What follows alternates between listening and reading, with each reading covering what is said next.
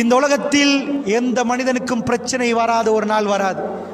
நீங்க கற்பனை பண்ற சம்பளத்திலேயோ, பணத்திலேயோ, வீடுலையோ, வாசல்லையோ, தோட்டத்திலேயோ, துறவுலையோ, வேற எதுலையோ உங்களுக்கு நிம்மதி கிடைக்காது.